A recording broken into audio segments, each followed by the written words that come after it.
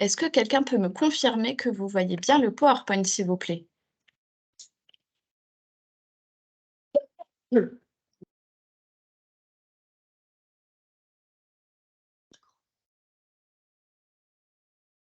J'attends juste, voilà, pour savoir si tout le monde voit bien. C'est oui, OK, c'est OK. OK, allez. Alors on commence donc, juste donc, vous nous avez présenté, donc moi je suis Marion Vergniaud, je pense que vous nous voyez à la caméra. Et moi, je suis Valérie Courteau. Donc on va vous, parler finalement de l'accueil, de l'accompagnement et de l'orientation des victimes de violences sexuelles. On a choisi de vous présenter en 2 parties, en fait. Une première partie où on va essentiellement vous présenter des points un peu théoriques sur, de quoi on parle, la législation, les, différents axes de la prise en charge, les conséquences et également ce qu'on fait à l'unité médico-judiciaire en termes d'accueil, des victimes de violences sexuelles. Et dans un second temps, on vous présentera, quelques situations cliniques avec voilà, un peu d'idées, en tout cas d'éléments sur comment se présenter face à une victime de violence sexuelle et comment proposer des orientations un peu adaptées à ces situations. Merci. Très bien. Oui, oui. Ouais. Alors, donc, dans un premier temps, de quoi parle-t-on? Les violences sexuelles. Alors, il y a multiples définitions. Il y a, en tout cas, pas une définition figée de ce qu'est la violence sexuelle. Ce que dit l'OMS, c'est que la violence sexuelle, ça correspond en fait à tout acte sexuel, tentative pour obtenir un acte sexuel, commentaire ou avance de nature sexuelle ou des actes donc visant à un trafic ou autrement dirigé contre la sexualité d'une personne en utilisant la coercition. Donc il y a vraiment cette notion de contrainte hein, dans la violence sexuelle. Et donc cette définition, elle est finalement assez large. Elle regroupe à la fois ce qui est agression sexuelle, donc le viol et les autres agressions sexuelles, mais également ce qui est de l'harcèlement sexuel, l'exhibitionnisme. On peut y mettre également la prostitution forcée, les mutilations sexuelles, tout ce qui est la maîtrise de la fécondité, mais à l'encontre des choix de la victime, les mariages forcés également. C'est une définition vraiment très large. Vous comprenez donc que cette violence sexuelle, elle peut prendre différentes formes et elle peut aussi s'inscrire dans différents contextes. L'OMS présente ces schémas de types de violence et ces contextes de réalisation de violence, tous les types de violences physiques, sexuelles, psychologiques et privation, négligence et dans quel cadre ils peuvent s'exercer. On voit que la violence sexuelle, on peut la voir dans le cas de la violence interpersonnelle, donc entre 2 personnes, et notamment dans le cadre intrafamilial, ce qui est, on le verra sur les chiffres, essentiellement atteint, donc les enfants, mais également dans le cas de la violence au sein du couple. Mais on peut avoir aussi une dimension un peu, plus large et plutôt une violence dans le cadre de violences sexuelles dans le cadre collectif et notamment dans le cadre de crimes de guerre, par exemple, avec des violences, sexuelles, des viols, dans le cadre de contextes de guerre. Ce qu'on a souhaité nous vous présenter, c'est on va un petit peu plus s'axer sur, les violences sexuelles qui relèvent, finalement de l'agression sexuelle, hein, le viol et autres agressions sexuelles et également on a une situation qui concerne, une victime de mutilation, génitale féminine. Donc quand on reprend les définitions juridiques et notamment au niveau du code pénal sur ce que sont les agressions sexuelles. Donc l'agression sexuelle correspond en fait à toutes les atteintes sexuelles qui vont être, commises avec un moyen de coercition qui peut être de la violence, de la contrainte, de la menace ou de la surprise et parmi ces agressions sexuelles, il y a des agressions qui sont plus sévèrement punies que d'autres, c'est-à-dire que les viols sont des agressions sexuelles, mais vont être plus sévèrement punis parce qu'eux impliquent un acte de pénétration sexuelle ou bien un acte bucco-génital, ça c'est une évolution législative assez récente, qui vont être commis à la fois sur la personne, la victime, mais qui peuvent être commises aussi sur l'auteur, ce qui permet d'inclure par exemple, l'homme qui serait victime d'une fellation forcée, par exemple. Ça, c'était pas inclus dans la caractérisation du viol et c'était délictuel jusqu'à il y a 2 ans à peu près. Donc, vous comprenez que c'est des infractions qui vont être soit délictuelles quand on est hors le cadre du viol, avec des peines encourues qui vont de 5 à 10 ans d'emprisonnement, ou bien des infractions qui vont être criminelles dans le cadre du viol, avec des peines encourues plus importantes, donc qui peuvent aller de 15 ans de réclusion criminelle à la perpétuité, notamment dans les cas de viol avec des actes accompagnés d'actes de torture et de barbarie. Concernant le cas particulier des mineurs, on souhaitait faire un petit point dessus parce que il y a également des évolutions législatives récentes et notamment la loi du 21 avril 2021. Pour toutes les atteintes sexuelles non consenties, avec un moyen de coercition, comme on l'a vu tout à l'heure, hein, la contrainte, la menace, la surprise, on va rentrer dans la même catégorisation que les adultes, c'est le viol ou les autres agressions sexuelles. Ça va bien sûr, par contre, les peines encourues vont être aggravées si le mineur a moins de 15 ans. Par contre, il y a aussi une partie pour des rapports sexuels qui seraient consentis par les mineurs, mais qui vont être également faire l'objet d'infractions, et notamment depuis 2021, dès lors qu'un majeur a un rapport sexuel avec un mineur qui est consenti, a priori, des deux protagonistes, entre guillemets, si la différence d'âge est de plus de 5 ans, ça va quand même être qualifié d'une agression sexuelle. Pareil sur un majeur qui a des rapports sexuels sur un mineur, alors là, c'est pas à moins de 15 ans, c'est dès lors qu'il est mineur, donc moins de 18 ans, mais qui intervient dans un cadre incestueux, là, ce rapport sexuel, même s'il est supposé consenti par le mineur, peut être qualifié d'agression sexuelle ou de viol en fonction de l'atteinte sexuelle. Et après, on a quand même les cas où un majeur a un rapport sexuel avec un moins de 15 ans, mais avec moins de 5 ans de différence d'âge, on va quand même avoir une infraction d'atteinte sexuelle avec des peines encourues moins importantes que dans le cadre de l'agression sexuelle. C'est peut-être un petit peu complexe, mais juste voilà, pour vous expliquer que depuis 2021, le fait qu'il y ait une différence d'âge, finalement, chez les moins de 15 ans, suffit à qualifier, dans certaines situations, l'agression sexuelle. Une petite partie sur l'épidémiologie et la prévalence. On a une ampleur du phénomène avec toute personne qui peut être victime et tout au long de sa vie. Alors, essentiellement une atteinte qui concerne, les violences sexuelles et notamment les agressions sexuelles qui concernent les mineurs, les jeunes adultes et les femmes adultes, mais on peut tous être victimes de violences sexuelles.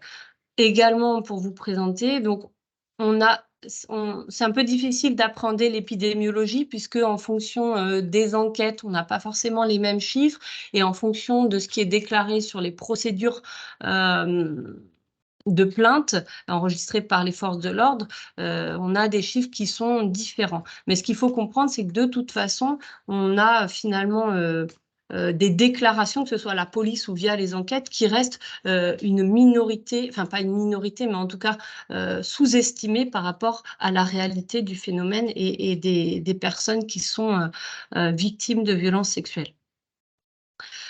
En France, sur les enquêtes de victimation en France, et notamment l'enquête 4 de vie et sécurité, juste pour passer un peu rapidement, mais pour vous montrer que ça représente quand même un certain nombre de personnes, il y a 112 000 personnes de victimes qui se présentent comme étant victimes d'agressions sexuelles dans l'année précédente, sur un an, et que ça concerne essentiellement des femmes. Hein. Vous voyez, on a 90 de femmes, que, contrairement à ce qu'on pourrait penser, peut-être que vous le savez déjà, l'agresseur de ces victimes est, dans plus de 80% des cas, un agresseur qui est connu de la victime, que ce soit dans le cadre conjugal ou bien dans le cadre intrafamilial. Qui a une minorité finalement de personnes qui déposent plainte et près de 50% qui n'en parlent à personne, que ce soit un médecin, un travailleur social ou une association. Il y a quand même 50% des personnes qui n'en ont parlé à personne. Concernant les chiffres qui viennent des forces de l'ordre, donc les plaintes qui sont enregistrées, on a 60 000 victimes à la fois entre violences, viols, autres agressions sexuelles et harcèlement sexuel, où on voit là que on a sur ces plaintes enregistrées 40% qui concernent des violences sexuelles sur mineurs, sur moins de 15 ans. Enfin, plus de la moitié sur moins de 18 ans et 40% sur des mineurs. Donc, vraiment un type de violence qui atteint beaucoup les enfants, enfin les mineurs. Peut-être on peut passer. Vous voulez qu'on fasse entrer on va juste faire voilà, faire rentrer d'autres personnes parce qu'en fait, on est sur le seul ordi qui peut faire rentrer. Voilà.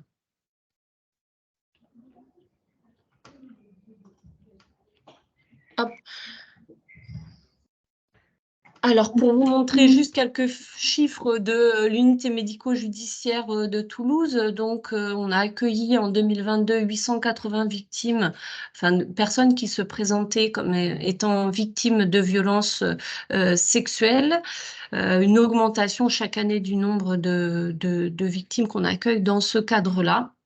Sachant qu'on accueille une population, là, en 2022, de 8 000 victimes à l'unité médico-judiciaire, donc ça représente quand même un peu plus de 10% de notre activité, ce qui n'est pas négligeable.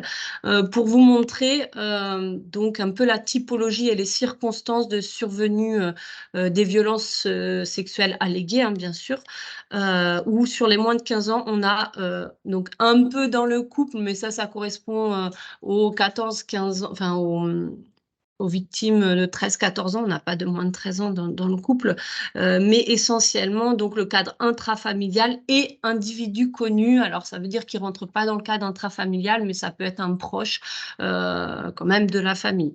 Et une très petite partie finalement, à peu près 10% d'individus inconnus en fait.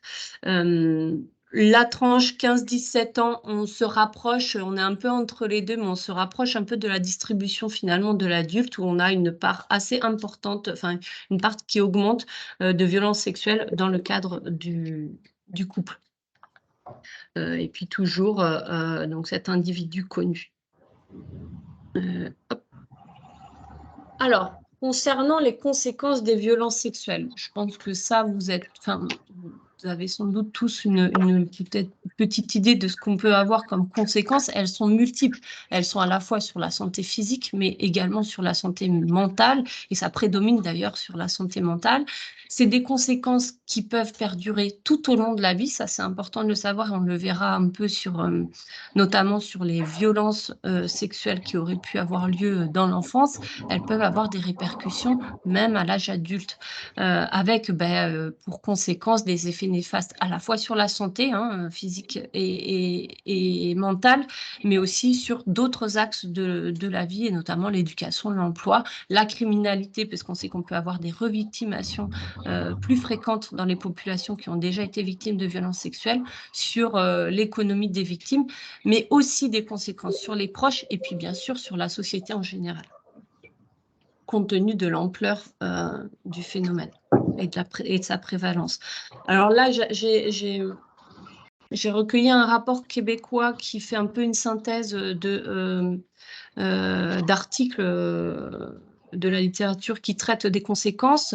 Quand on regarde les conséquences dans l'enfance et à l'adolescence des violences sexuelles qui ont été vécues dans l'enfance, on peut avoir, comme on l'a dit, des conséquences physiques, psychologiques immédiates, mais également chroniques, avec la particularité dans cette période-là que on est en plein développement, et notamment en plein développement psychique, et là on peut avoir des effets très importants sur ce développement, et notamment avec des troubles de l'adaptation, sur la régulation des émotions, sur l'abord cognitif, et tout un tas de répercussions qui sont listées dans cet article, avec des facteurs influençants qui sont liés à la caractéristique de l'agression sexuelle, notamment si ça a été multiple, dans un contexte intrafamilial, par exemple.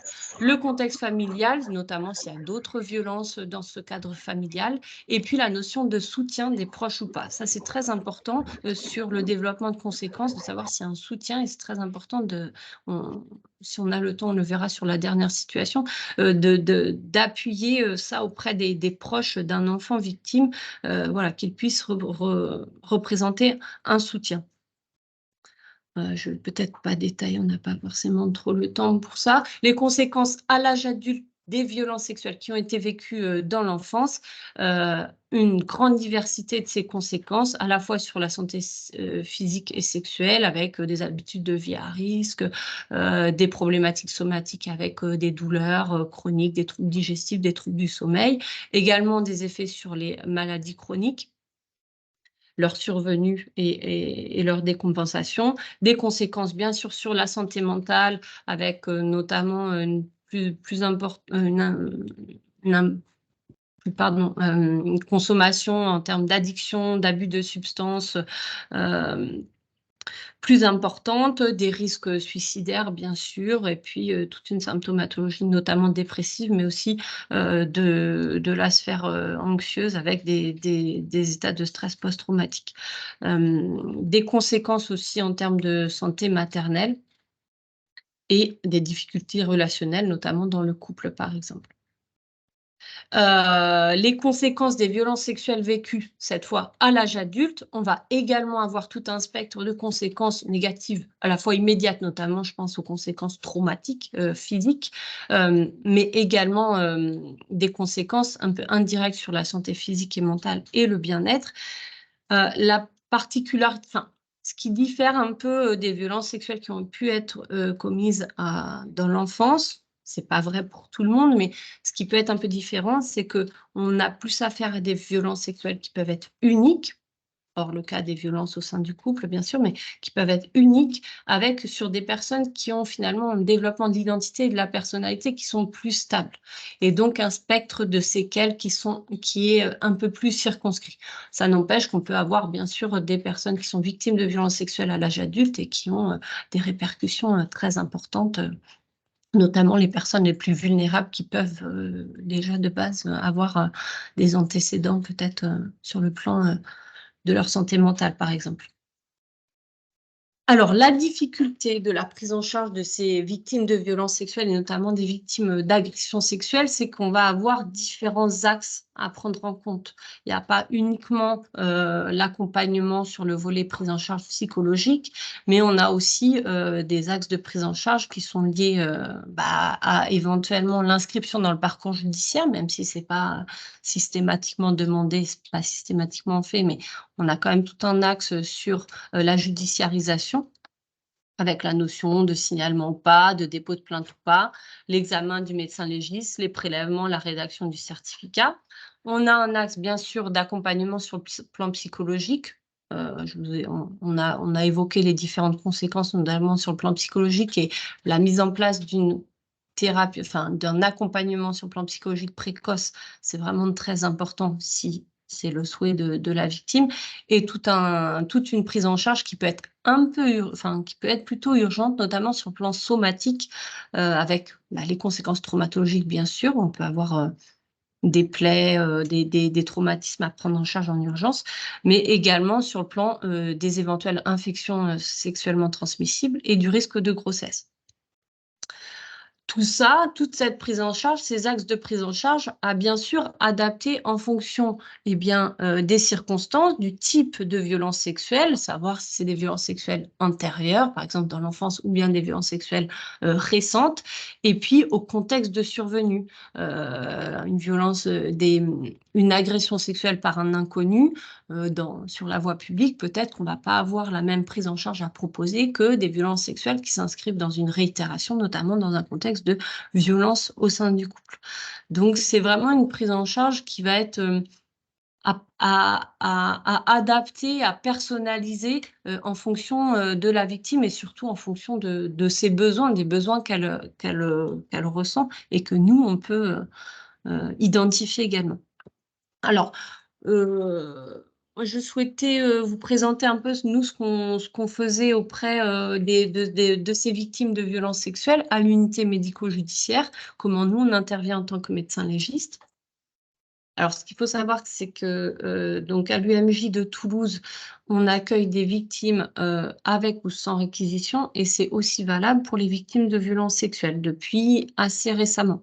Parce que initialement, enfin, pendant de nombreuses années, on n'accueillait pas les victimes de violences sexuelles hors le cas d'une réquisition judiciaire, donc hors le cas d'une procédure judiciaire initiée, parce qu'il y avait des difficultés en termes de traçabilité des prélèvements à visée médico-légale qu'on pourrait réaliser. Donc, c'était un peu c'était un peu l'excuse, on va dire, pour ne pas les accueillir. Et pour autant, et comme ça se fait au plan national depuis maintenant 2-3 ans, on a mis en place le fait de pouvoir accueillir ces victimes de violences sexuelles, notamment celles qui ont été victimes de violences récentes, pour pouvoir apporter d'abord une information sur la procédure et puis pouvoir recueillir la preuve, parce qu'on sait bien que plus le temps passe et plus la preuve, notamment en termes de recherche de traces génétiques et de constatation de traumatismes, peuvent disparaître avec le temps. Et donc, ça permettait de finalement apporter un peu toutes les chances pour la victime. Voilà, cette intervention précoce pouvait permettre de laisser le temps à la victime de la réflexion quant à son désir de déposer plainte, et pour autant de ne pas perdre les éléments de preuve dans le cas d'une plainte initiée ultérieurement. Bon, ça c'est pour vous expliquer un petit peu le contexte dans lequel on accueille des victimes. Essentiellement, quand même, on reçoit des victimes dans le cadre d'une procédure judiciaire et sur réquisition, c'est 90% de notre activité, quand même. L'objectif de l'intervention du médecin légiste, c'est finalement de rechercher la preuve, mais également de proposer une prise en charge. Donc, on va évaluer les répercussions physiques et psychiques, évaluer s'il y a une pénétration ou pas, enfin, l'examen va rechercher une pénétration, la notion de consentement, ou en tout cas l'évaluation d'éventuels moyens de coercition. Tout ça un peu à la lumière des définitions législatives que je vous ai apportées tout à l'heure.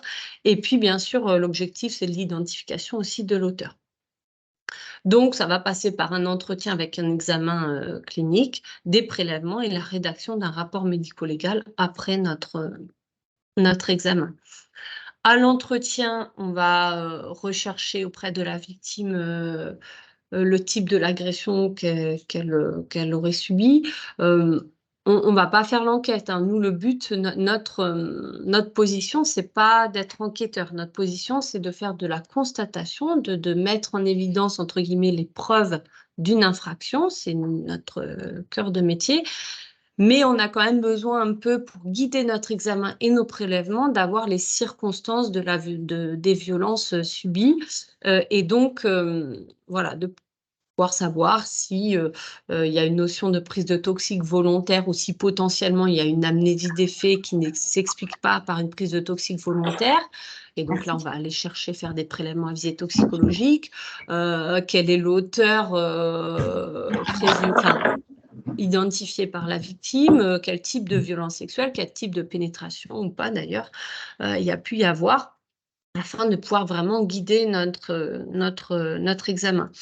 On relève, enfin, on s'attache également à relever les antécédents sur le plan gynéco-obstétrical, et notamment la date des dernières règles, et également la date des derniers rapports sexuels, parce que consentis, parce qu'on peut avoir voilà, une interférence entre ce qu'on constate et des rapports qui auraient eu lieu très peu de temps auparavant. L'examen, alors je ne vais pas rentrer trop dans le détail, mais on va faire un examen entre guillemets complet avec le consentement de la victime, hein. Des fois, c'est difficile.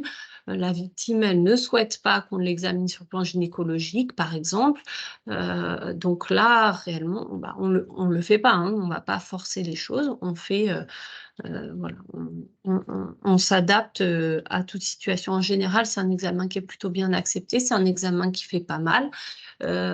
Qui est gênant parce que, voilà, dans des contextes particuliers, mais en général, ça se passe plutôt bien. Donc voilà. Dans tous les cas, on ne force rien. Et donc, l'examen, il va être à la fois guidé par ce qu'on nous décrit, donc ça peut être un examen gynécologique voire également anal et au niveau buccal. Et puis les prélèvements, ça va être fonction de ce qu'on nous décrit également, notamment des prélèvements de liquide biologique au niveau soit local, soit au niveau du sang pour rechercher d'éventuels toxiques. Là, concernant le consentement, bien sûr, on va faire un examen tegumentaire général, c'est-à-dire on va regarder la peau un petit peu partout, en faisant étape par étape, en respectant l'intimité des personnes. Et puis cette fameuse recherche à visée toxicologique dans le cadre d'une éventuelle soumission chimique. Juste pour vous informer que finalement, il y a pour nous une urgence, on va dire sur le plan médical et médico-légal, à voir des victimes de violences sexuelles. Alors, après, il y a de l'accompagnement et on s'adapte aux souhaits de la victime. Il peut y avoir une urgence liée à la fois donc à la perte, à l'effacement entre guillemets des preuves, donc aux traces biologiques qui s'effacent avec le temps, également aux traces traumatiques qui aussi se guérissent avec le temps, et également la prise en charge médicale ou la prévention de l'infection sexuellement transmissible et notamment du VIH, c'est 48 heures selon les recommandations, mais on peut aller jusqu'à 72 heures. Et puis la prévention du risque de grossesse, c'est jusqu'à 5 jours en fonction des molécules utilisées. Donc, pour vous dire que finalement, pour nous, au plan médico-légal, on peut encore avoir des lésions traumatiques jusqu'à 7 à 10 jours après des faits d'agression sexuelle, notamment de pénétration au niveau vaginal ou anal. Et donc, ça reste pour nous une urgence médico-légale, même si on a dépassé les 48 heures, voire la semaine. Donc, voilà, c'était juste pour vous donner cette information sur, entre guillemets, l'urgence à l'examen. Allez. Donc maintenant, après la partie théorique, on va voir quelques situations cliniques qui correspondent, j'espère, vraiment à ce qu'on voit dans notre exercice libéral et avec les patients qu'on reçoit, donc avec un abord plutôt médical, hein. Donc la première situation, qui peut être une situation qui pour moi est une situation extrêmement fréquente, extrêmement banale, extrêmement fréquente, que ce soit dans nos consultations médicales ou que ce soit dans toute la société, je pense, hein. Donc une jeune femme, Fanny, de 28 ans, qui vient pour irritation vulvaire, perte blanche depuis quelques jours et qui semble très angoissée par ces symptômes bénins. Donc, ce qui peut frapper, c'est une sorte de décalage entre des signes finalement assez bénins et un sentiment d'urgence qu'elle présente ou un sentiment d'angoisse assez marqué par rapport à ces signes finalement assez banals. En parlant avec elle, vous vous rendez compte que ça a débuté après une soirée alcoolisée, mettons le samedi soir dernier. Elle a eu un rapport sexuel non protégé avec un copain de copain. J'aurais peut-être dû mettre un copain tout court d'ailleurs. Un copain tout court, ça peut être quelqu'un qu'elle connaît bien, qu'elle connaît moins bien, quelqu'un avec qui elle est déjà sortie, quelqu'un qui voulait sortir avec elle mais à qui elle n'est pas sortie. Et finalement, elle vous dit qu'elle a eu un rapport sexuel non protégé avec lui.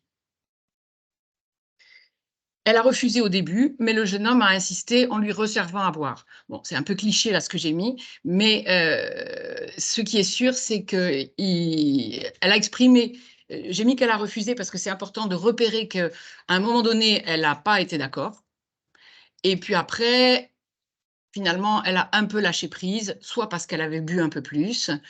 Et à ce moment-là, il y a la situation de toxique. Elle aurait pu avoir fumé du cannabis ou pris autre chose pareil. Là, ma phrase semble indiquer une intention du jeune homme, hein, de la faire boire, comme on dit, et comme il aurait pu lui faire prendre autre chose, lui proposer du cannabis, lui proposer une autre drogue, en espérant qu'elle accepte pour arriver à un rapport sexuel. Elle aurait pu aussi boire simplement parce qu'elle avait envie. Elle aurait pu trop boire aussi simplement parce qu'elle avait envie de boire beaucoup et que ça s'est fait comme ça, et que quelqu'un profite, et que le jeune homme profite de l'occasion sans avoir cherché à la... Donc, elle se souvient à peine de ce qui s'est passé. Elle pourrait ne pas s'en souvenir du tout. Quelquefois, elles vont vous dire qu'elles ne s'en souviennent pas du tout, ce qui est encore plus dramatique sur le plan psychique. Quelquefois, elles se sont réveillées nues dans un lit avec quelqu'un, ou elles se sont réveillées nues dans un lit où il n'y avait plus personne, ou à demi nues dans une maison où il y avait la fête, ou dans une chambre qu'elles ne connaissent pas. Là, elle se souvient, disons, à peine de ce qui s'est passé, donc elle est quand même capable de vous le raconter, et elle se sent très coupable. Alors la question, ça va être effectivement pourquoi elle se sentirait coupable.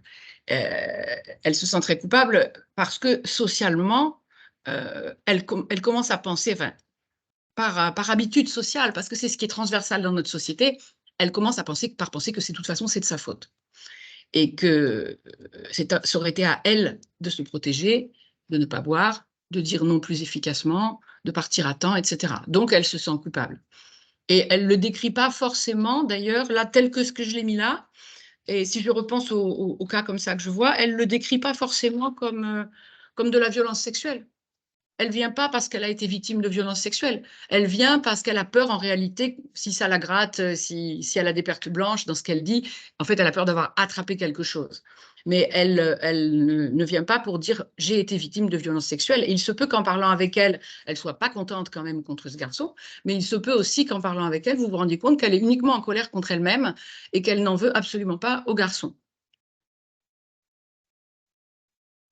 Et elle pourrait ne pas en vouloir au garçon parce qu'elle pense de toute façon que c'était à elle de se protéger toute seule et que lui, bah, il a fait ce qu'il a voulu et que c'est un peu la loi de la jungle, on va dire, où chacun cherche à avoir ce qu'il veut avoir.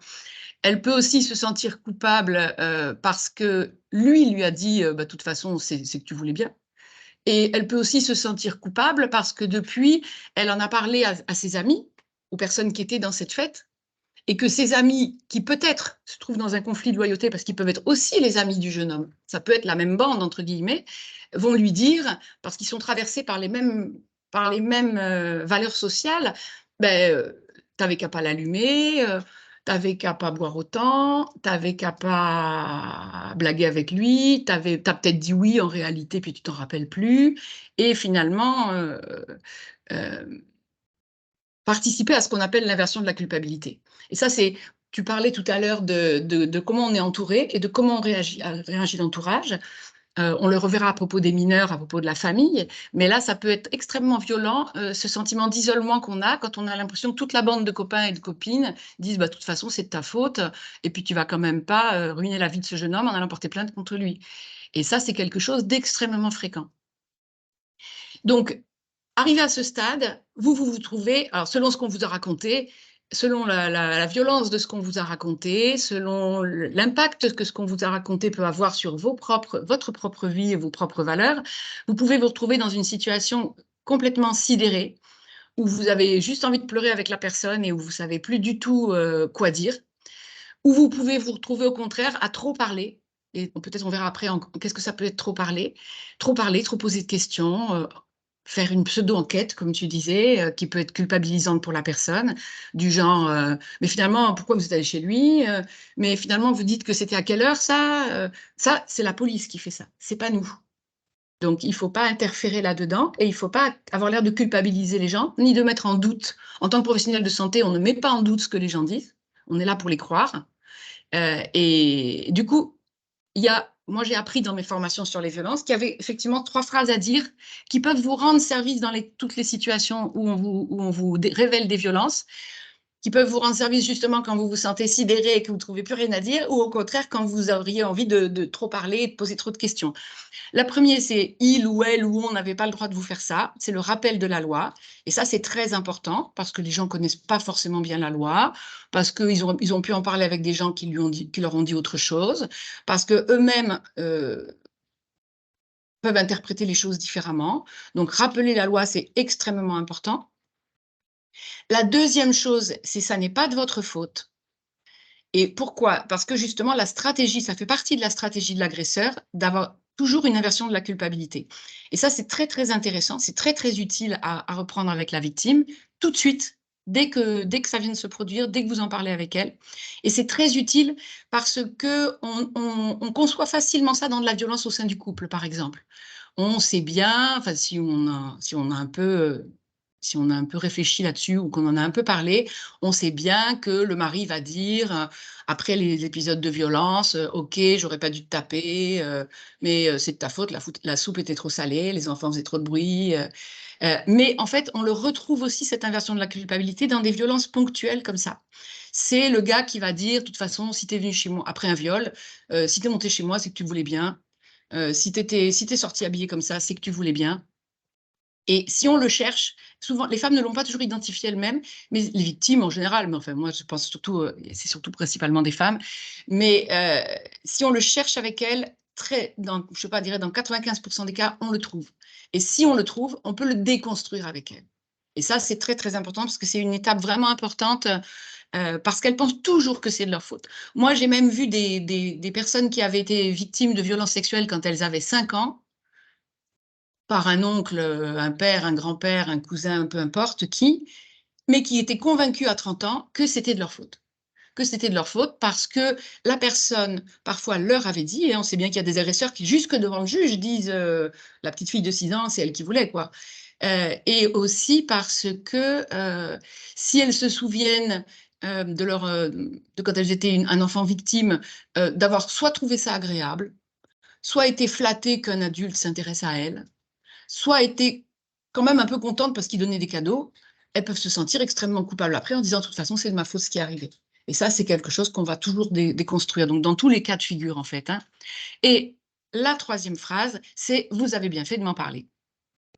Même si, comme je dis aux étudiants quand je leur explique ça, vous n'avez peut-être pas la moindre idée de ce que vous allez pouvoir faire pour l'aider à l'instant précis où vous prononcez cette phrase, c'est quand même important de la prononcer parce que c'est votre boulot de chercher ce que vous allez faire pour l'aider, pour la prendre en charge, pour identifier ses besoins et pour l'orienter.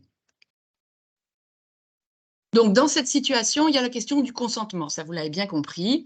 Et cette question du consentement, on en parle beaucoup depuis 10 ans, 15 ans, 20 ans, 30 ans. On en parle de plus en plus. Et c'est vrai que les jeunes femmes identifient mieux et identifient parfois toutes seules ces questions-là. Quelquefois, elles vous disent oui, il s'est passé une chose il y a 5 ans, quand j'avais 18 ans. À l'époque, je m'en suis pas rendu compte. À l'époque, je me suis dit que ça m'a paru normal. Ou à l'époque, je me suis dit que c'était de ma faute. Et puis maintenant, quand j'y repense, et avec tout ce qu'on entend, avec tout ce qu'on lit, je me dis que non, c'était pas normal et que finalement, c'était une violence sexuelle. Après, la question, mais c'est une question qui reste très prégnante, hein, parce que c'est une question qui peut déclencher des réactions très violentes, y compris justement dans les entourages amicaux, y compris vis-à-vis de l'agresseur ou des amis ou de la famille de l'agresseur, y compris vis-à-vis de la famille de la victime aussi, hein, qui peut lui reprocher d'être sortie, de ne pas s'être défendue, puisque traditionnellement, on imposait aux femmes la charge de se protéger elles-mêmes ou d'être protégées par leur famille à elles. Les phrases traditionnelles qui disent rentrez vos poules, je lâche mon coq, ou la phrase au Maghreb qui dit le sexe de l'homme est une épée d'or qui ne rouille pas. Ça, c'est un tout petit peu différent, mais enfin, c'est des phrases qui, dans la culture collective, expriment bien que c'est aux femmes à se protéger, à ne pas se mettre dans des situations où elles pourraient se faire agresser, et si ça leur arrive, tant pis pour elles. Donc ça évolue, mais ça évolue lentement. Même si la loi évolue peut-être parfois plus vite que les mentalités. C'est le rôle de la loi, d'ailleurs, en général. À qui elle a pu en parler. Donc ça, vous pouvez voir avec elle à qui elle a pu en parler, pour voir justement si elle est très isolée avec ça. C'est pas pareil si elle vous répond « je n'en ai parlé à personne, je ne peux en parler à personne, j'ai trop honte, je me sens trop mal, de toute façon, tout le monde est contre moi ou tout le monde va être contre moi ». Ou si elle vous dit « ouais, j'ai mes copines qui me soutiennent, ma mère aussi, ma sœur aussi, mon copain aussi, si j'en ai parlé à mon copain », voilà. Est-ce qu'elle a été victime d'antécédents de violence? Est-ce qu'il y a des facteurs de vulnérabilité? L'aider à établir des liens. Ce que j'appelle aider à établir des liens, c'est passer justement, ce que j'ai mis après, de l'individuel au collectif. Parce que ça, je pense que c'est très important, en particulier quand il s'agit de violences sexuelles en général, qui sont très prégnantes dans la société, et de violences faites aux femmes quand les femmes sont victimes, et on a vu que c'était quand même les mineurs et les femmes sont l'essentiel des victimes. Ça ne vous arrive pas parce qu'on n'a pas de chance, ça ne vous arrive pas parce qu'on se débrouille mal, ça ne vous arrive pas parce qu'on a pris des risques, ça vous arrive principalement parce qu'on est mineur ou parce qu'on est une femme et que ça arrive de manière très très fréquente aux mineurs et aux femmes. Donc ça, c'est important, et de faire des liens justement avec ce qui se passe dans la société en général, les rapports entre les hommes et les femmes, et tout ce qui se joue là-dessus. là, avoir cette espèce de discussion qui prend un peu de temps, mais qui est une discussion que je qualifierais de politique au sens large, qui leur permet de replacer leur histoire personnelle dans une histoire collective, ce qui fait quand même du bien, je pense, et ce qui fait qu'on se sent moins seul avec son histoire personnelle. Donc, par rapport à l'orientation, on en a déjà un petit peu parlé tout à l'heure, bien sûr le risque de grossesse. Est-ce qu'il y a un risque de grossesse? Est-ce qu'il y a besoin d'une contraception d'urgence? Est-ce qu'il y a besoin de faire un test de grossesse? Alors bien sûr pas le jour même, mais il faut voir avec la patiente, avec la personne, la victime, combien de jours après. Le risque d'IST, on en a un peu parlé aussi tout à l'heure. Est-ce qu'il est encore temps de mettre en place un traitement post-exposition?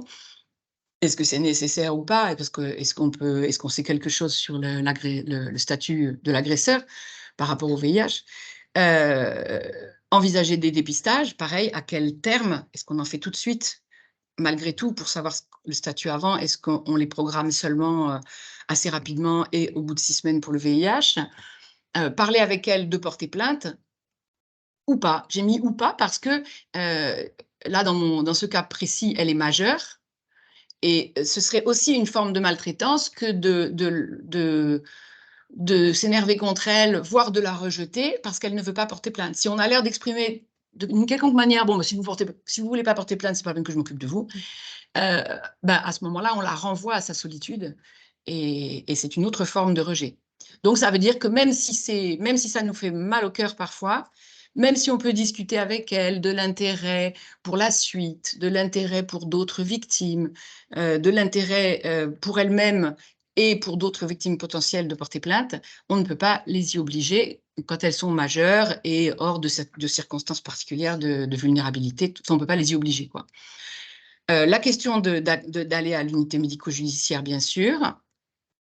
La question de les renvoyer vers des associations. Donc, France Victimes, qui est une association, pour ce que j'en sais, nationale, mais qui se trouve dans les avec des antennes départementales et qui est présente en particulier dans les commissariats, dans les grands commissariats comme à Toulouse, à l'embouchure, et qui peut, moi j'ai beaucoup fait appel à France Victimes, surtout quand je travaillais en centre en santé sexuelle, parce que quand les personnes ont peur d'aller porter plainte, le fait qu'elles puissent rencontrer la personne travailleur social ou juriste de France Victimes avant de rencontrer l'OPJ, l'officier de police judiciaire, va quand même les rassurer et leur permettre de mieux comprendre les procédures et tout ça. Des associations comme la PIAF, mais il en existe d'autres qui vont les recevoir, qui vont pouvoir les accompagner socialement, mais les accompagner aussi pour discuter de ça, pour mettre en perspective les violences qu'elles ont subies. Le planning familial. Le planning familial, je ne sais pas, cette année, je n'ai pas vérifié, mais a eu et a de temps en temps des groupes de parole pour les victimes de violences sexuelles. Et bien sûr, soutien psychologique, psychologues libéraux, psychologues d'association, des techniques comme le MDR qui sont un peu connues pour les situations post-traumatiques. Il faut que j'avance un peu, hein, je crois. Non, ça va bon, ah bon. oui. Alors, la deuxième situation. Donc là, elle est plus âgée, Lydia, 37 ans, elle a déjà 2 enfants, c'est quelqu'un que vous connaissez déjà, elle revient vous voir pour la contraception. Elle a tout essayé et rien ne va. La pilule, ça ne va pas, les pilules, ça ne va pas, elle en a certainement essayé plusieurs, l'implant, ça n'y allait pas non plus, le stérilet, ça ne va pas non plus. C'est très compliqué, ce qu'on appelle les contraceptions compliquées, les contraceptions difficiles, et vous en avez déjà discuté avec elle, vous en rediscutez avec elle. Et puis, ce qui émerge, c'est que son mari voudrait un autre enfant et qu'elle, elle n'en veut pas. Donc, finalement, elle, c'est pour ça qu'elle est en demande de contraception, parce qu'elle ne veut pas d'un 3e enfant, mais son mari voudrait un autre enfant. Et elle vous explique que de toute façon, il y a 6 mois, elle l'avait quitté parce qu'il l'avait frappée, mais elle est revenue. Donc là, si vous ne le saviez pas encore, vous comprenez qu'on est dans une situation de violence au sein du couple. En sachant que dans la violence au sein du couple, la plupart du temps, le conjoint violent souhaite un enfant ou un autre enfant parce que ça fixe la victime, ça fixe la femme victime. Dans certains cas plus rares, ils essayent plutôt de les forcer à avorter, à arrêter les grossesses, ou ils ne veulent pas qu'elles aient d'enfants, mais le plus souvent, ils veulent des enfants. Et ce qui ressort aussi dans son discours, c'est qu'elle l'avait quitté parce qu'il l'avait frappé. Alors, vous allez voir avec elle si c'était la première fois, pas la première fois. mais elle est revenue, ce qui est une chose qui se produit souvent aussi. Pourquoi? Parce que matériellement, ça peut être compliqué de partir avec 2 enfants, parce que il y a aussi une forme d'emprise dans la relation violente, une forme d'emprise, une forme de contrôle, qui induit une sorte de dépendance qui fait que c'est difficile de partir. Donc là, justement, puisqu'il s'agit d'un problème de contraception, d'un problème autour de la sexualité et de la maternité et de la maîtrise de la fécondité, chercher la violence sexuelle dans le couple. Et quand je dis chercher, c'est parce que la personne va rarement vous en parler elle-même. Et la violence sexuelle, ça peut être des rapports forcés, ça peut être des pratiques forcées dont elle ne veut pas, pénétration anale ou rapports bucco-génitaux dont elle ne veut pas, ou autres, hein, obligés à, à faire des films nus, à les envoyer, enfin, voilà, tout ce qui a un rapport avec la sexualité et avec lequel la victime n'est pas d'accord. Il faut savoir que la violence sexuelle, comme la violence psychique ou verbale, précède en général la violence physique, mais que c'est souvent la violence physique qui va permettre à la victime d'identifier la situation de violence. C'est-à-dire qu'elles vont vous dire, voilà, au début, il était gentil, puis là, je sais pas, on va dire au hasard, parce que c'est souvent le cas, pendant ma première grossesse, il m'a tapé. Et c'est là qu'elles identifient qu'il y a un problème. Mais en réalité, si on cherche en amont, la violence sexuelle existait généralement avant et la violence psychologique, la violence verbale, avec des insultes ou en tout cas de la dévalorisation existait bien avant. Et ça, c'est quelque chose qu'on va pouvoir identifier avec elle. La violence sexuelle est souvent mal identifiée au sein du couple par la victime. Je dirais, il y a 30 ans, elle ne l'était pas du tout même d'ailleurs. Au début où je travaillais, elle ne l'était pas du tout. Les femmes, même, quelquefois, elles riaient. Elles riaient, elles disaient, mais c'est mon mari, je ne peux pas dire non. Maintenant, quand même, les jeunes femmes, elles savent, je pense pour une bonne part d'entre elles, je n'ai pas de chiffres, que dans la loi, le viol existe dans la relation de couple. 92, Ouais, c'est ça, hein? 1992. Ouais, depuis 1992, donc ça fait quand même 30 ans. Elles le savent, mais elles l'identifient pas très bien. D'abord parce qu'effectivement, bon, bah, c'est le conjoint, tout ça, il met une certaine pression. Elles savent pas très bien si on a le droit finalement d'être en couple sans avoir de rapport sexuel ou en les refusant au bout du compte. Et aussi parce que vous avez vu au début dans la définition du viol, de l'agression sexuelle ou du viol, il y a violence, contrainte, menace ou surprise. Et qu'il ne va pas toujours y avoir de la violence ou de la contrainte, mais ce qu'il va y avoir souvent, c'est, je ne sais pas tellement comment l'identifier sur le plan légal, mais un peu du chantage. C'est-à-dire qu'effectivement, si on lui dit non, ce n'est pas qu'il va la frapper ou la forcer, mais c'est qu'il fait la gueule pendant 4 jours et il ne pose pas un mot pendant 4 jours, jusqu'au moment où elle lâche prise et où à la fois d'après, elle laisse faire parce que c'est quand même un peu difficile qu'il lui fasse autant de reproches, y compris des reproches sur elle-même, genre qu'elle n'aime pas ça, qu'elle est frigide, que ci, que ça. Voilà.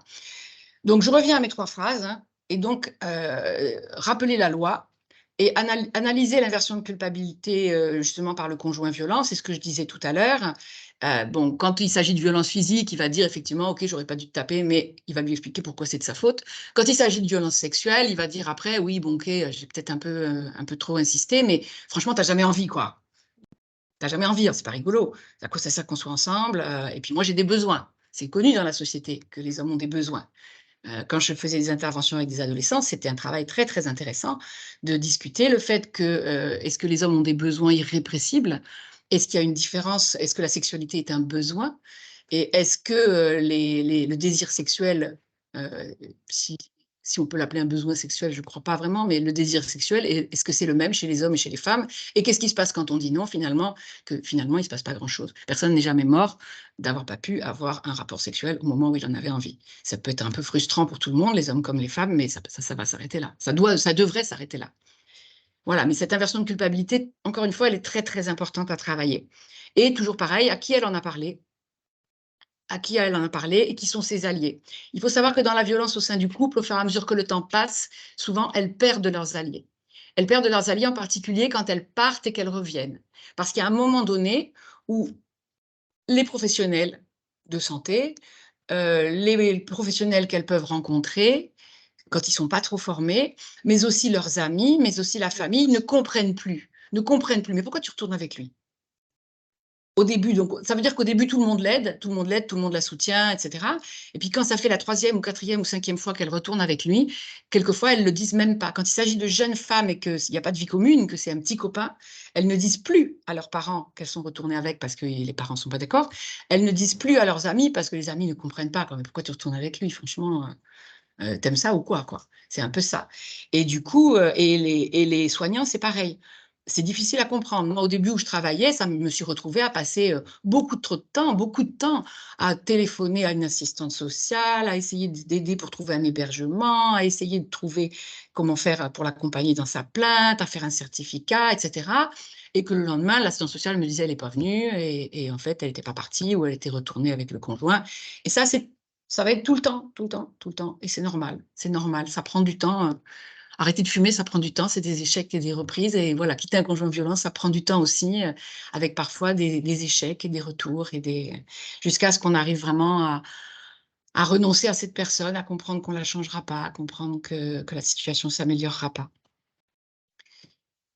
Donc, les études montrent que les victimes, les études en particulier le rapport Henrion, là, qui est déjà un peu ancien, qui date de 2001, je crois, montre que les victimes, mais il y en a certainement d'autres, que les victimes de violences conjugales souhaitent parler des violences avec les professionnels de santé et souhaitent qu'on leur pose la question. Des violences en général et des violences sexuelles aussi, parce que c'est pas facile d'en parler d'en parler en premier. Et moi, j'ai moins l'habitude des hommes victimes de violences, ils sont beaucoup moins nombreux. C'est certainement au moins aussi difficile pour eux, si c'est pas plus, de raconter qu'ils ont été victimes de violences sexuelles, qu'ils ont été victimes de violences dans un couple hétéro ou homo, qu'ils ont été victimes d'inceste quand ils étaient petits. Et du coup, c'est très important de poser la question et de poser cette question toute simple du repérage des violences. Donc, au niveau des consultations médicales, moi, je cale ça dans les antécédents. Je demande, est-ce que moi, ma phrase à moi, c'est est-ce que dans votre vie, vous avez été victime de violences? Mais je pense qu'il y a plein d'autres manières de le demander, d'une manière assez neutre, pas angoissante pour la personne, et qui lui laisse la possibilité très ouverte de répondre. Parce que la personne, elle peut vous répondre « Oh non, non », d'une manière vraiment très sûre d'elle, en souriant et tout. Et puis, elle peut vous dire non d'un air un peu pensif, elle peut vous dire « Je ne sais pas », et à ce moment-là, ça ouvre la porte à la discussion. Elle peut attendre 3 secondes et vous dire « Non », ce qui est un peu une manière de dire peut-être bien que oui, mais j'ai sûrement pas envie de vous le dire. Donc là, on peut toujours rajouter une phrase pour ouvrir la porte, pour dire oui, bah, si un jour il y a quelque chose dont vous avez envie de me parler, voilà. Et puis elle peut dire aussi, si elle a le culot de le dire, elle peut dire oui, mais je ne veux pas vous en parler. Quelquefois, elle va le dire plus soft, oui, vous savez, j'en ai déjà parlé avec beaucoup de gens, donc c'est bon, je ne peux plus en parler. Voilà, tout est possible, mais il faut accueillir toutes les réponses et voir un peu ce qu'elle vous répond verbalement et non verbalement pour voir un peu ce qui se passe, quoi. Et en réalité, c'est une question qui passe très bien. Enfin, moi, je me rends compte que les étudiants en médecine, par exemple, les internes que je vois, ils la posent beaucoup plus facilement qu'il y a 10 ans ou 15 ans. Ça ressemble un petit peu à la gêne qu'on avait quand moi, j'étais étudiante, de poser des questions sur l'alcool, où on était un peu gêné de demander à des gens plus âgés qu'est-ce qu'ils buvaient. Et après, on se rend compte que bah non, ce n'est pas vraiment un problème. Et là, c'est un petit peu pareil. Au début, on est un peu gêné. Enfin, en tout cas, dans ma génération, on l'était. Et finalement, on se rend compte que ça peut passer très simplement. Et alors, chercher les autres formes de violence. Alors, les violences antérieures, les antécédents de violence, parce qu'on sait très bien les études de victimation montrent qu'avoir été victime de violence est un facteur de risque pour l'être à nouveau. Donc, avoir été victime de violence dans l'enfance, avoir été enfant témoin de la violence conjugale, enfant victime témoin de la violence conjugale des parents, enfin d'un des parents quand on était petit, est un facteur de risque d'être soi-même victime de violence dans le couple. Donc, chercher tout ça avec la personne, bon, sans la matraquer de questions, mais chercher un petit peu. Et puis, identifier dans cette relation de couple, identifier les autres formes de violence, parce que, comme je disais, elles ne sont pas toujours bien perçues en dehors de la violence physique. C'est pas pour rien qu'avant, on disait les femmes battues. C'est heureusement une expression qu'on n'entend plus, mais c'est parce que c'était vraiment la violence physique qui était repérée en premier. Donc, violence psychologique. Violence économique, il faut y penser à ça, hein, ne pas avoir d'argent disponible.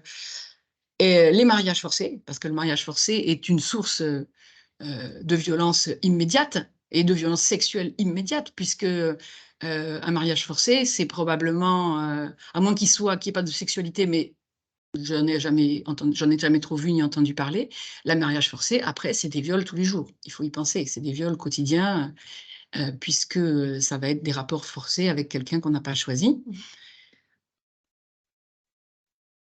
Donc, ça, si tu veux, tiens, reprends. Oui, sur ces contextes de violence au sein du couple, en fonction du type de violence qui est décrit, ça peut être intéressant d'évaluer aussi différents aspects, notamment donc l'emprise dont tu as parlé tout à l'heure avec ce rapport de domination, d'ascendance, presque des fois d'asservissement de la victime qui est finalement sous le contrôle de l'auteur et qui, du fait de cette ascendance, est un peu en incapacité finalement de se sortir ou de prendre des décisions, notamment quand tu as quitté l'auteur ou bien au fait de déposer plainte.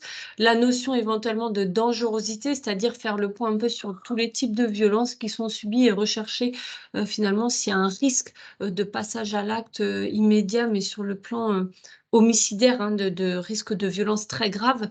Donc ça peut passer à la recherche de la présence d'armes à feu au domicile, des types de violences particulières comme des menaces de mort, des tentatives de strangulation, ou bien avec un schéma de violence qui s'accélère, enfin une gravité des violences qui augmente au fil du temps, et notamment récemment une augmentation de la fréquence de ces violences.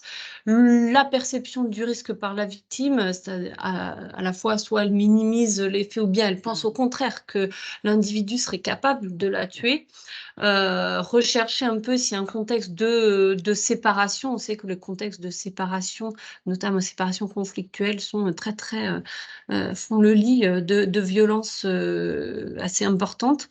Et puis tout ce qui est contexte d'instabilité, que ce soit lié à l'auteur ou lié à la victime, avec peut-être une vulnérabilité, notamment sur le plan psychiatrique, hein, à la fois l'auteur et la victime, la menace de suicide de la part de l'auteur de la victime, la notion d'addiction, que ce soit à la fois la victime et l'auteur, et puis la présence des enfants lors des violences, voire les violences sur les enfants directement. Ça, c'est des éléments qui peuvent être à rechercher dans une situation de violence au sein du couple afin de pouvoir mettre en place des éléments de protection et notamment de penser éventuellement au signalement judiciaire.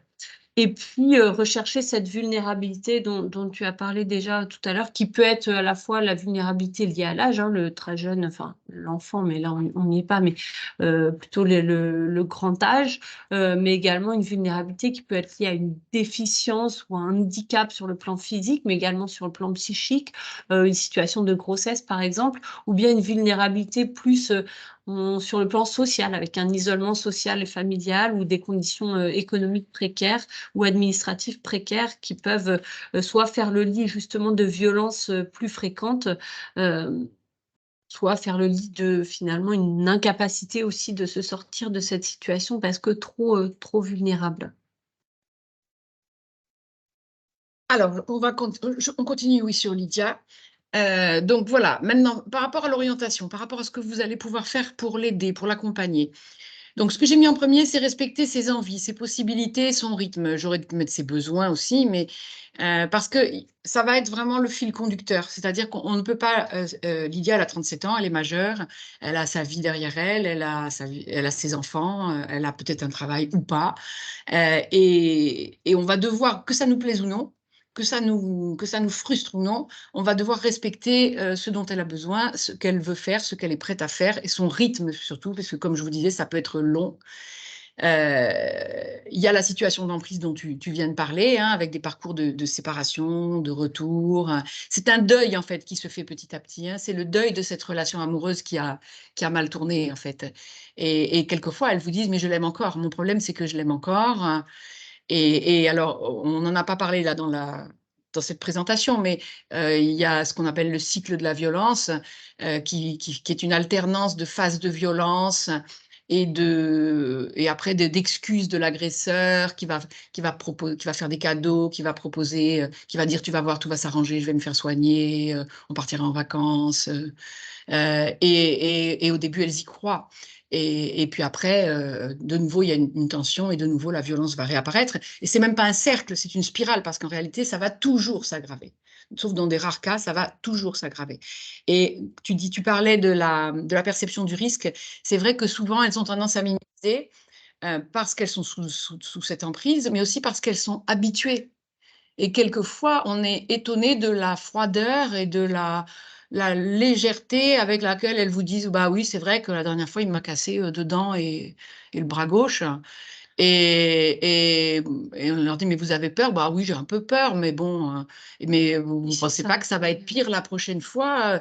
Moi, je leur dis quelquefois, mais je leur dis: «Mais la prochaine fois, je vais vous voir dans la dépêche, c'est terrible». Mais elles disent: «Bah non, de toute façon, je le connais bien, on verra bien». Et ça, c'est très angoissant pour nous, mais effectivement, on peut le travailler un peu avec elles, mais pas au-delà d'un certain point, c'est pas facile. Donc toujours pareil, porter plainte. J'ai mis main courante. Les mains courantes, c'est pas quelque chose de très intéressant, mais j'ai connu l'époque, bon, peut-être que c'est en train de changer, j'espère, où les forces de police ou de gendarmerie avaient parfois tendance à transformer la plainte en main courante en disant à la personne: «Oui, bon, de toute façon, avec ce que vous avez, ça ira pas bien loin. Donc, si vous voulez, on va faire une main courante». Apparemment, ça peut aussi être le contraire, voilà. On est plutôt sur, On est plutôt sur le contraire, tu dis maintenant? maintenant. Ouais. Après, toujours pareil, hein, adressé à l'unité, médico-judiciaire, orientation et prise en charge par des psychologues, accompagnement par des associations, du travail social selon les besoins de la personne. Alors maintenant, une troisième situation. Marie-Claire, elle a 25 ans, elle est née au Congo, elle a une petite fille, d'1 an ou 2 ou 3, et elle vient vous voir, parce qu'elle a pour projet une deuxième grossesse, donc peut-être pour, enlever un stérilet, peut-être pour, parler d'une sorte de visite prénatale. Au passage, elle a des cystites fréquentes après les rapports sexuels. Après, elle se plaint pas de grand-chose, mais vous lui posez la question, parce qu'elle va pas forcément vous le dire à elle-même. Je dirais que le plus souvent, elle va pas vous en parler elle-même.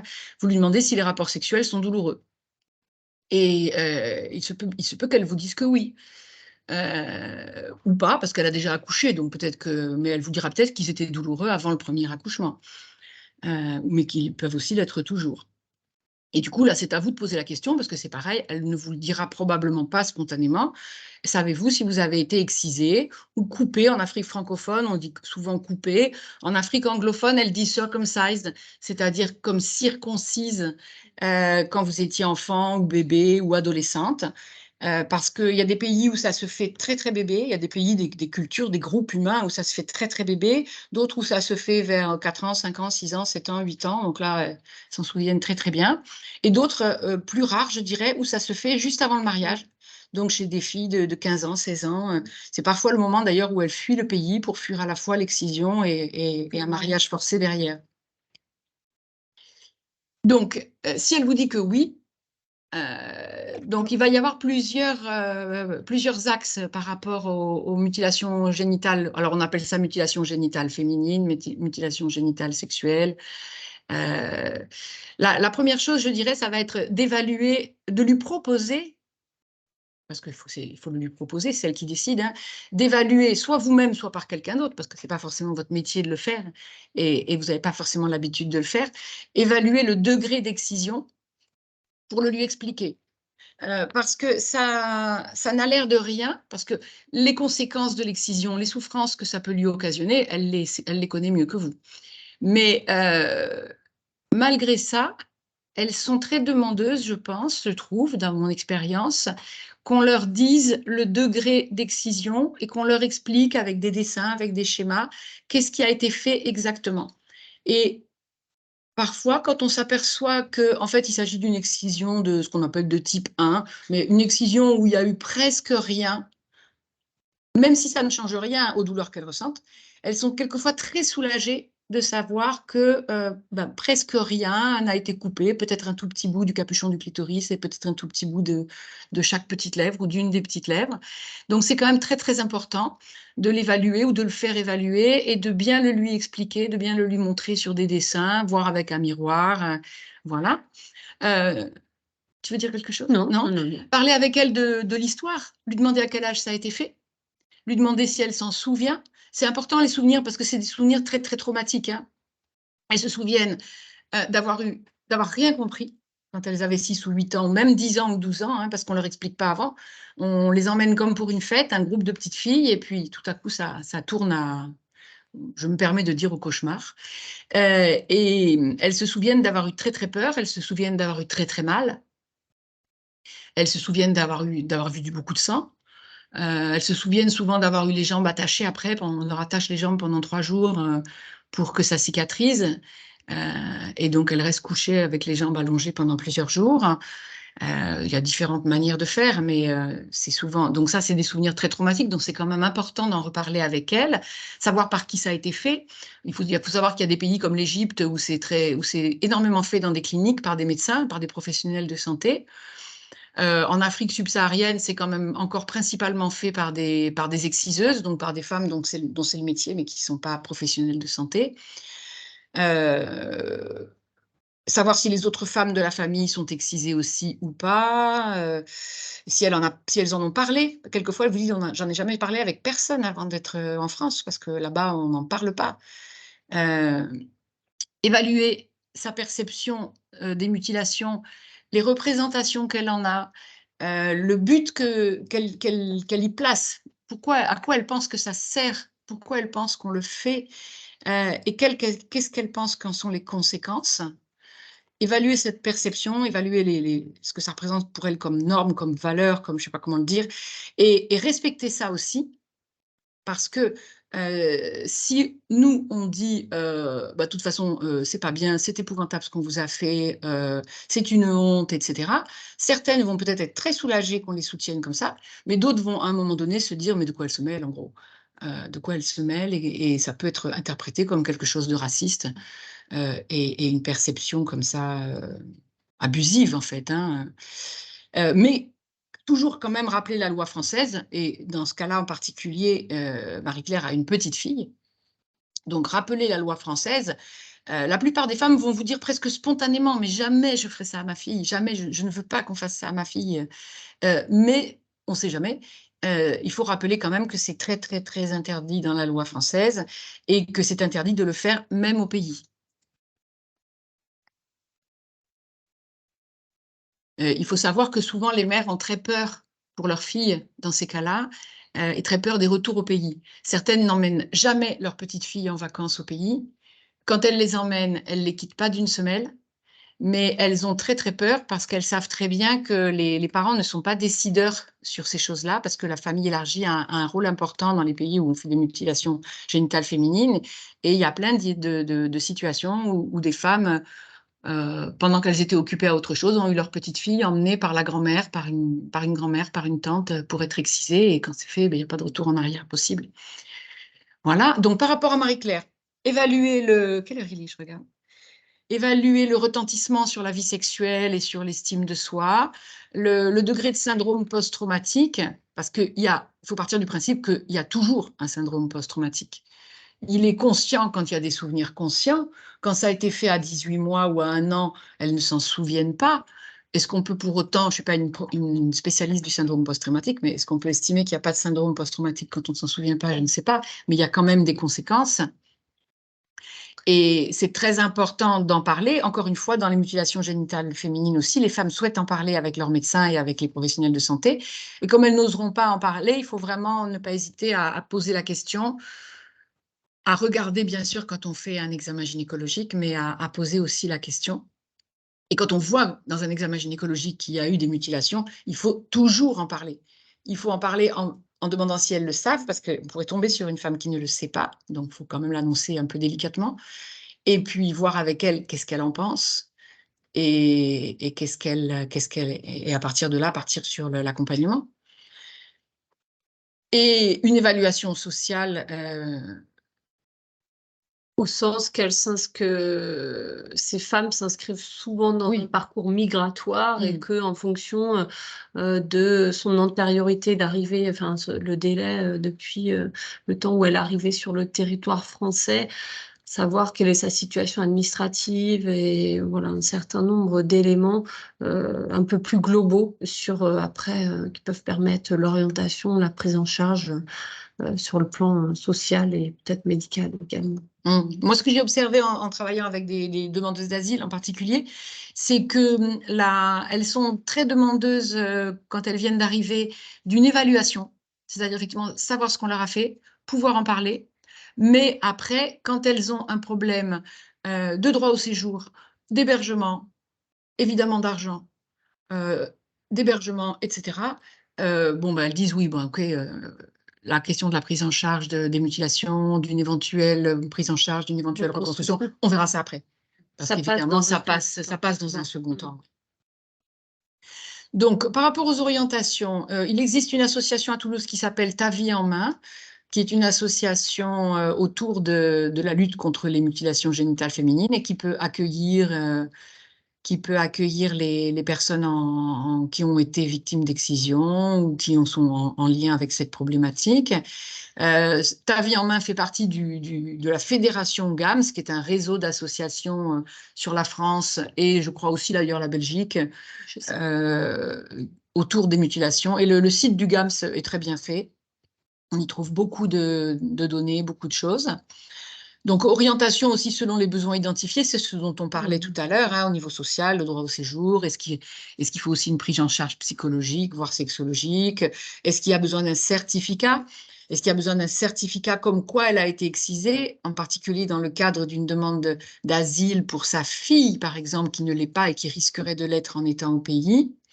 Est-ce qu'il y a besoin Est-ce qu'il pourrait y avoir besoin de certificat dans un autre cadre? Non, c'est plutôt dans ce cadre-là. C'est principalement par rapport à ça. Hein. Avoir été excisé ne donne pas droit à l'asile pour soi, puisque on a été excisé et malheureusement on ne peut plus l'être de nouveau. Mais par contre, si on a une fille qui ne l'est pas et qui risque de l'être en rentrant au pays, c'est un cas où... On peut avoir des fois des justifications du droit au séjour sur le fait certaines disent qu'elles ont été excisées à un type, on va dire 1 par exemple, et qu'il faut le constater parce que si elles retournent au pays, elles risquent d'être excisées encore plus. On l'a très, très rarement, mais nous, on a des fois des certificats qu'on rédige dans ce cadre. C'est ça. Parce que certaines vont d'ailleurs expliquer dans leur histoire qu'elles se sont enfuies parce qu'à un moment donné, le mari a dit « mais elle n'est pas bien excisée » ou « elle n'est pas assez excisée » ou bon, dans les cas d'infibulation, mais ça, nous, c'est-à-dire de mutilation génitale très importante où ça a été cousu au niveau des grandes lèvres. Après, les maris peuvent demander à ce que ça soit recousu après un accouchement. Ça peut être des cas où elle s'enfuit et où effectivement ça pourrait justifier la protection de la France pour qu'elle ne soit pas obligée de subir ça à nouveau. Mais c'est vrai que ce n'est pas les cas les plus fréquents. Donc, par rapport à la reconstruction chirurgicale, donc la reconstruction chirurgicale, ça existe depuis une trentaine d'années à peu près, les années 90, hein, petit à petit.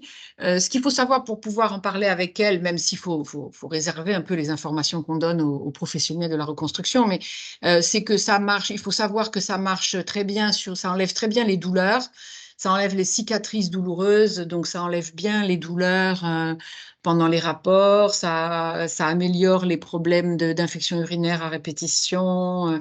Voilà. L'efficacité, comme on peut s'en douter intuitivement, l'efficacité sur le plaisir sexuel est plus complexe parce que si on a enlevé les douleurs, c'est déjà bien. Si on a enlevé les cicatrices qui gênaient, qui rétrécissaient l'entrée du vagin, c'est très bien. Si on a ramené la partie interne du clitoris à la peau pour compenser le fait que le gland du clitoris a été coupé, bon, ben ça ramène les fibres du clitoris à l'extérieur. Mais le plaisir sexuel est quelque chose de compliqué. Et on ne peut pas... les personnes qui n'ont pas été victimes de mutilation génitale n'ont déjà pas toutes le même statut, le même fonctionnement par rapport au plaisir sexuel, donc on ne peut pas garantir, il ne faut pas promettre aux femmes, après une reconstruction chirurgicale, qu'elles auront du plaisir sexuel, quoi. Parce que ça pourrait être très décevant. Intérêt des équipes pluridisciplinaires, hein, l'expérience montre qu'elles n'ont pas seulement besoin de chirurgie, il faut que la chirurgie soit accompagnée par des prises en charge psychologiques et sexologiques. La reconstruction a une valeur symbolique, ça elles le disent toutes les femmes avant de le faire et elles le disent après l'avoir fait. La même manière que je parlais de la valeur symbolique de savoir si on a été peu excisé, bon moi je leur dis jamais vous l'avez été beaucoup, mais je leur dis par contre quand elles l'ont été peu, et ça a une valeur symbolique un peu réconfortante, la reconstruction a aussi une valeur symbolique, et au passage c'est pris en charge à 100% par la sécurité sociale. Je pense qu'on va pas avoir enfin, vaut mieux laisser un peu de temps pour la discussion. Ouais. Parce qu'en fait, il reste qu'un quart d'heure. Hein. Donc, en conclusion, y penser, poser la question, repérer les violences, mais savoir que ça ne suffit pas toujours, puisque, comme on disait, dans certains cas, la victime peut ne pas identifier. Moi, j'aime bien quand des personnes à qui je demande est-ce que vous avez été une victime de violence me disent ben, je ne sais pas, je vais vous raconter un truc et vous allez me dire. Parce que là, c'est très intéressant, on va pouvoir en discuter. Identifier donc à ce moment-là avec elle qu'est-ce qui relève de la violence sexuelle ou pas, d'après ce qu'elle a ressenti elle, parce qu'après tout, c'est elle qui peut en juger aussi, mais d'après la loi, bien sûr. Déconstruire avec la victime les stéréotypes autour des rapports hommes-femmes, autour de la sexualité et le discours de l'agresseur aussi. Et accompagner, orienter en fonction des besoins, respecter toujours le choix et le rythme de la victime, qu'il n'y ait pas de malentendu avec les professionnels sur ce plan. Donc, on a mis quelques ressources que vous trouverez dans le... quelques liens vers des ressources, vers des outils que vous trouverez dans le diaporama. Des contacts, donc des associations, le numéro de Viol Femmes Information, Viol Femmes Info, Violence Femmes Info, Enfance en danger, police, gendarmerie et l'UMJ, bien sûr. Ça, c'est la plaquette de de Prévios, pour donc les associations qui peuvent accompagner les personnes en situation de violence au sein du couple. Dans la Haute-Garonne. Oui, dans la Haute-Garonne. Et voilà, pour finir. Eh bien, un grand merci. Merci beaucoup pour cet exposé extrêmement précis. Merci d'avoir posé le cadre tant au niveau juridique qu'au niveau chiffré, parce que c'est, je pense, très important de rappeler les contours de l'objet de cette formation. Je vais passer rapidement sur peut-être en priorité sur les questions écrites. Et puis, si chacun veut prendre la main, en tout cas, vous pouvez utiliser la petite option lever la main. Et puis, on vous donnera la parole. Voilà. Donc, je commence peut-être une question tout d'abord sur la déconstruction du sentiment de culpabilité de la victime dont on a parlé au cours de votre exposé. Est-ce que vous auriez des conseils justement pour déconstruire ce sentiment de culpabilité? Et en complément, est-ce que vous auriez une référence d'ouvrage ou de guide pratique qui pourrait nous aider sur ce sujet? Bah, tu l'as déjà bien décrit hein, sur Oui. déconstruction. Chercher. Alors, justement, si on parle, il y a deux choses. Il y a la culpabilité il y a le sentiment de culpabilité qui va être induit par la stratégie de l'agresseur. Et ça, il faut le chercher en disant qu'est-ce qu'il vous a dit, qu'est-ce qu'il vous dit, voilà, pour pouvoir le mettre en évidence et le déconstruire avec la victime. Et puis aussi, il y a le sentiment de culpabilité que la victime va ressentir peut-être toute seule sans qu'on lui ait rien dit. Voilà, chercher si l'agresseur, si son entourage, et elle-même ce qu'elle se dit, elle-même ce qu'elle se reproche. Et après, bah, le déconstruire comme on le ressent soi-même, rappeler la loi, parce que ça, c'est le truc de base. Et puis après, c'est du bon sens, hein, c'est discuter avec la personne. Autant c'est important de rappeler la loi, autant il y a un moment donné où on peut dire, moi, avec mon expérience, moi, je pense que c'est pas de votre faute. Et justement, sur l'inversion de la culpabilité, il y a une personne qui pose la question, est-ce que vous auriez un ouvrage à conseiller ou un guide particulier qui... Il y a les travaux de Muriel Salmona, Oui. psychologue. Il y a un site qui s'appelle Mémoire traumatique qui est vraiment intéressant sur toutes ces questions-là et notamment sur l'accueil des enfants victimes de violences sexuelles. C'est un site qui est vraiment intéressant à parcourir. Simplement en complément, je souhaitais vous dire aussi qu'on va vous envoyer donc le support. On va vous envoyer un lien vers le replay une fois que je l'aurai mis en ligne. Et je vais aussi vous envoyer 2 bibliographies spécifiques. La première qui a été construite par l'IREPS Occitanie dans le cadre des Semaines nationales de la santé sexuelle. Et une deuxième bibliographie sur les violences sexistes et sexuelles qui a été faite par l'Université Lyon 3, qui est extrêmement bien faite, extrêmement détaillée en fonction de ce qu'on recherche. Et donc voilà, il y aura certainement oui, là, vous pourrez pas trouver, mal de références pour vous y référer et pour aussi trouver en tout cas les aspects pratiques qu'on peut chercher. J'ai une question qui va concerner, alors je vais la reprendre, hop, hop. Alors, c'était Olympe de Gouges qui souhaitait intervenir. Peut-être d'ailleurs, vous pouvez prendre la parole directement, ouvrir votre micro et qui nous parlait d'un lieu accueil, écoute et orientation pour les femmes victimes de violences. On vous écoute si vous êtes encore présente ou présent. Est-ce que l'association Olympe de Gouges est toujours là? Peut-être pas. Bon, si l'association Olympe de Gouges n'est plus là, c'est vrai que tout à l'heure, quand j'ai parlé des associations, je n'ai pas cité Olympe de Gouges, mais bien sûr qu'Olympe de Gouges est depuis longtemps une des associations qui accueille et qui héberge aussi des femmes victimes de violences, bien sûr. Oui, elle fait partie, comme la PIAF et d'autres de la Fédération nationale Solidarité Femmes. Voilà. Effectivement, on vous cite dans le chat le livre noir des violences sexuelles de Muriel Salmona. Voilà. Ouais. Merci beaucoup. Alors, est-ce qu'il y a d'autres prises de parole? Voilà, Madame Sophie Delarare, si vous souhaitez prendre la parole. Oui, bonjour, merci.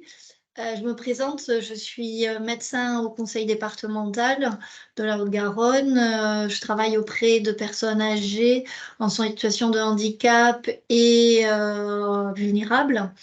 Vous avez parlé de la possibilité de signaler au procureur de la République des faits de violence sexuelle ou autres, hein. Est-ce que vous pourriez, parce que je sais que depuis peu, le cadre légal a changé et on parle de péril imminent. Et est-ce que vous pouvez détailler un petit peu plus lors de votre présentation, vous avez parlé des éléments de dangerosité à détecter. Est-ce que c'est à partir de ces éléments-là qu'on peut... Je peux peut-être partager parce qu'on avait un peu sur le cadre légal, on va dire. Alors, je ne sais plus comment on partage. C'était dans les premières diapos. C'est bon? Vous les avez... C'est partagé. Là, c'est parti. Hop. Voilà, là, c'est bon. Et on peut mettre en... Vous parliez des personnes âgées,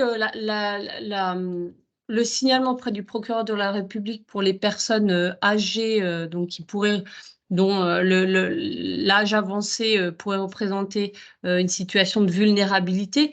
Pour ces situations-là, la loi, elle n'a pas changé, hein. Vous pouvez en effet signaler, c'est une dérogation secret professionnel de pouvoir signaler. Donc, c'est ce que vous voyez là sur l'alinéa 1 et 2, c'est que vous pouvez signaler des situations où il y a des sévices, des violences, que ce soit sur le plan physique, psychologique ou sexuel, commis sur une personne mineure ou une personne vulnérable, même sans accord de la victime vous pouvez signaler auprès du procureur. Ça n'a pas changé. C'est déjà des éléments qu'on avait. Ce qui a changé depuis juillet 2020, c'est que dans la situation particulière de violence au sein du couple, il y a aussi, lorsqu'on est dans une situation de danger immédiat, et c'est pour ça que je vous ai cité quelques éléments qui pouvaient permettre d'évaluer cette situation de danger immédiat, et à la fois dans une situation d'emprise avec une contrainte morale, on peut également signaler, alors mieux c'est de signaler avec accord de la victime, mais il y a aussi une possibilité de réaliser un signalement auprès du procureur sans accord de la victime quand on est dans cette situation de violence au sein du couple et qu'il y a une situation de danger immédiat et d'emprise. Ça, c'est ce que dit le code pénal. Maintenant, ça reste une possibilité. Ça n'est pas obligatoire. Le code de déontologie décrit qu'on doit mettre en œuvre tout moyen pour protéger et alerter les autorités quand il s'agit de personnes vulnérables ou de mineurs, mais on précise, sauf circonstances particulières. Donc finalement, c'est vraiment du cas par cas et c'est une évaluation au cas par cas de la situation de violence. Et à mon avis, c'est des situations qu'il ne faut pas gérer seul. Il faut s'entourer soit d'autres professionnels qui prennent en charge la victime, soit prendre appui auprès du Conseil de l'ordre ou auprès de la médecine légale. Il n'y a pas de souci. Nous, à l'UMJ, on peut donner un peu... Voilà, notre avis sur la situation. Après, ça reste le professionnel qui est sur la situation, on va dire, qui est mobilisé sur la situation, qui fera cette procédure de signalement. Je ne sais pas si j'ai répondu à votre question. Si, tout à fait. Merci. Merci beaucoup. Et une autre question de Madame Kunz, Alice Kunz. Oui, bonjour, je m'appelle Alice, je suis interne en deuxième semestre, donc c'est le tout début. Mais je ne sais pas du tout, enfin je ne sais pas si vous allez pouvoir m'aider, comment aborder les questions des violences sexuelles quand on n'est pas sur un premier contact avec le patient et que ça ne peut pas passer comme les antécédents enfin, dans notre interrogatoire classique. Je ne sais pas si vous voyez ce que je veux dire.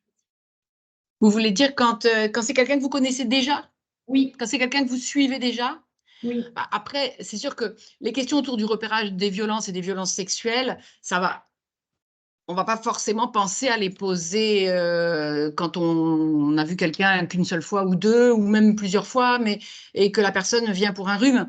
Mais soit vous avez des points d'appel, C'est ça. soit vous avez des points d'appel et quelque chose qui vous fait penser à ça. C'est pour ça que là, j'ai mis dans les cas cliniques des questions autour de la sexualité, en fait, de la contraception, de la sexualité, de signes gynécologiques.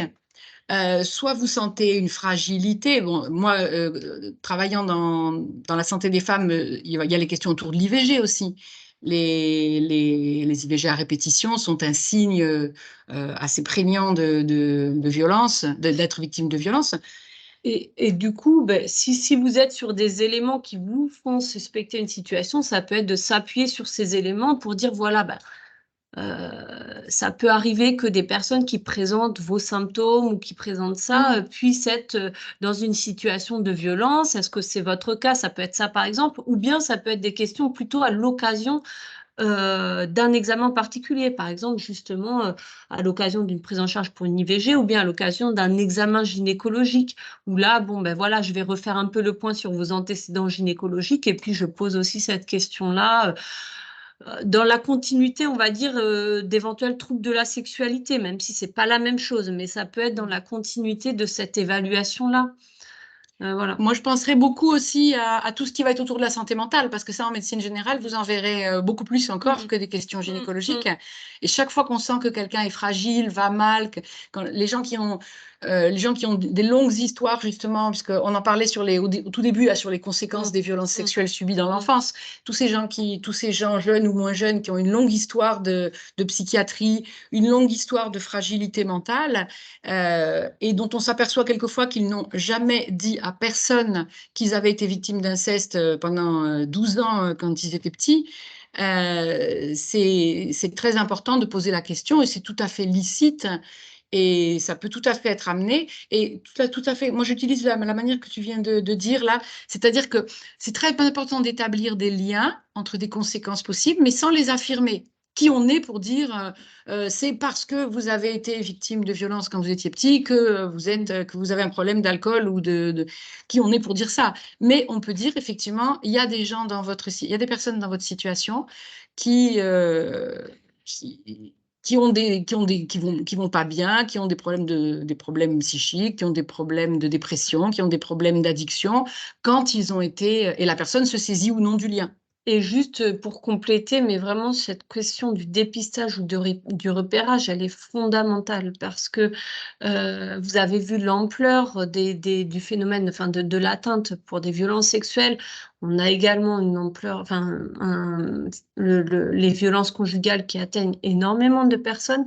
Et en fait, le fait de poser, de dépister ou de repérer à partir de signes, c'est pas mal vécu, en fait. C'est vraiment pas mal vécu. Le professionnel, il a peur d'être intrusif, il a peur de ne pas être assez formé, il a peur de tout ça. Mais en fait, ce qui ressort des études, et il n'y a pas que le rapport Orient, il y a tout un tas d'études beaucoup plus récentes qui montrent qu'en fait, c'est le professionnel qui appréhende ça. Mais en fait, la victime ou la potentielle victime ou le patient en général, il n'a aucun souci avec le fait qu'on lui pose la question. Et s'il se sent offensé, il n'y a pas de souci pour que le professionnel puisse dire enfin, moi, je pose cette question à tout le monde, c'est pas vous en particulier, ça fait partie des questions que je pose. Et il me semble important de pouvoir la poser à tout le monde compte tenu de la prévalence du phénomène. Voilà. Oui, moi qui pose la question à peu près à tout le monde, à peu près à tout le monde et à peu près dans toutes les circonstances. C'est vrai que quelquefois, quand on a parlé juste avant avec la personne de quelque chose d'un peu délicat, je prends la peine de préciser, mais vous savez, c'est pas à cause de ce qu'on a dit avant que je vous pose la question. Parce qu'effectivement, je la pose de manière systématique. Et il ne faut pas oublier, on a peur d'être intrusif, mais il ne faut pas oublier que les gens ont le droit de ne pas répondre. Comme je l'ai dit tout à l'heure, ils ont le droit de dire non, et même si on voit que c'est très bien que c'est probablement pas vrai, ils ont le droit de dire oui, mais j'ai pas envie d'en parler. J'ai pas envie d'en parler avec vous, j'ai pas envie d'en parler tout court. Et je pense que les gens, dans la situation de patient, il y a des gens plus fragiles que d'autres, mais les gens, quand même, surtout si on a l'air plutôt gentil, les gens prennent quand même suffisamment d'assurance dans la relation patient-soignant pour dire non, mais ça, j'ai pas envie de vous en parler, quoi. Donc, on peut le faire sans risque, hein. Merci beaucoup, ça m'aide bien. Est-ce qu'on aurait une ou deux dernières questions pour ne pas trop empiéter sur l'après-midi et sur vos activités?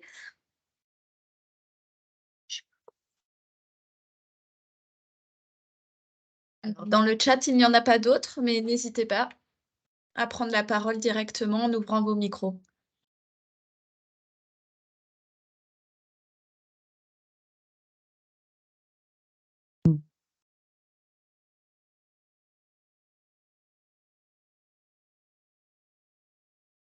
J'ai l'impression qu'on a fait le tour des questions. En tout cas, un grand merci à Valérie et à Marion pour leur intervention. À nouveau, on vous enverra donc le support, les bibliographies et puis le lien vers le replay afin de pouvoir compléter ou pouvoir aller plus loin en fonction de vos besoins. Merci à toutes les deux. Et donc, ce webinaire était organisé par le dispositif ICARE, hein, j'ai oublié de le dire en préambule, veuillez m'en excuser, et dans le cadre des Semaines nationales de la santé sexuelle. Merci beaucoup et très bonne journée. Au revoir. Merci, au revoir. Merci.